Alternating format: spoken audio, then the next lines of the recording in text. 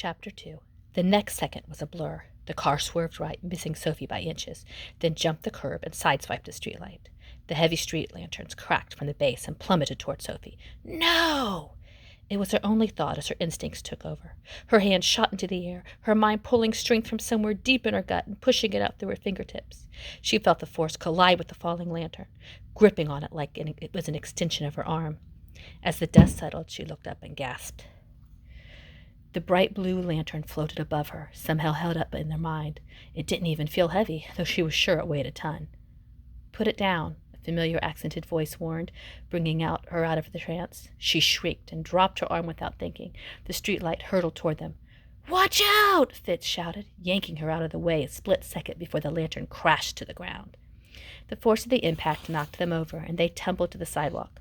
Fitz's body broke her fall as she landed across his chest. Time seemed to stop. She stared into his eyes that were now stretched as wide as they could go, trying to sort through the flurry of thoughts and questions swirling around in her head to find something coherent. "How did you do that?" he whispered. "I have no idea." She sat up, replaying the past few seconds in her mind. Nothing made sense. "We need to get out of here," Fitz warned, pointing in the driver, who was staring at them like he'd witnessed a miracle. "He saw," she gasped, feeling her chest tighten with panic. Fitz pulled her to her feet as she got up. "Come on, let's get out of sight." She was too overwhelmed to figure out a plan on her own, so she didn't resist when he dragged her down the street. "Which way?" he asked when they reached the first intersection. She didn't want to be alone with him, so she pointed north toward the San Diego Zoo, where there was sure to be a crowd, even during a firestorm. They took off running, though no one was following, and for the first time in her life, Sophie missed hearing thoughts. She had no idea what Fitz wanted, and it changed everything. Her mind ran through terrifying scenarios, most of which involved government agents throwing her into dark vans to run experiments on her. She watched the road, ready to bolt at the first sign of anything suspicious. They reached the zoo's massive parking lot, and Sophie relaxed when she saw people outside, milling around their cars. Nothing would happen with so many witnesses. She slowed her pace to a walk. "What do you want?" she asked when she caught her breath. "I'm here to help you, I promise." His voice sounded sincere. Didn't make it easier to believe him, though. "Why were you looking for me?" She tugged out a loose eyelash, more than a little afraid of the answer. He opened his mouth and hesitated. "I'm not sure if I'm supposed to tell you." "How am I supposed to trust you if you won't answer my questions?"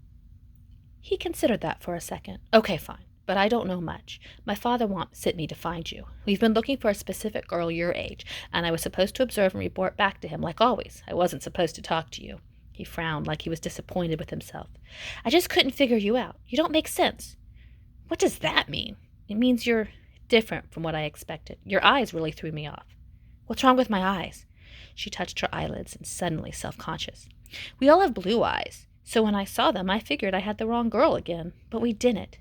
He looked at her something like awe. "You're really one of us." She stopped and held up her hands. "Whoa, hang on. What do you mean, one of us?" He glanced over his shoulder, frowning when he spotted a crowd of fanny-pack-wearing tourists within earshot. He pulled her toward a deserted corner of the parking lot, ducking behind a dark green minivan. "Okay, there's no way to explain this, so I'm just going to say it. We're not human, Sophie." For a second, she was too stunned to speak.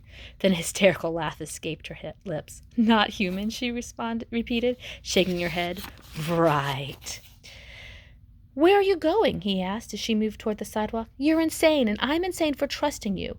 She kicked the ground as she stomped away. "I'm telling the truth," he called. "Just think for a minute, Sophie." The last thing she wanted to do was listen to another word he said, but the plea in his voice made her stop and face him. "Can humans do this?" He closed his eyes and vanished. He was only gone for a second, but it was enough to leave her reeling. She leaned against a car, feeling everything spin against her. "But I can't do that," she argued, taking deep breaths to clear her head. "You have no idea what you can do when you set your mind to it. Think of what you did with that pull a few minutes ago." He seemed so sure, it almost made sense. But how could that be? If she wasn't human, what was she?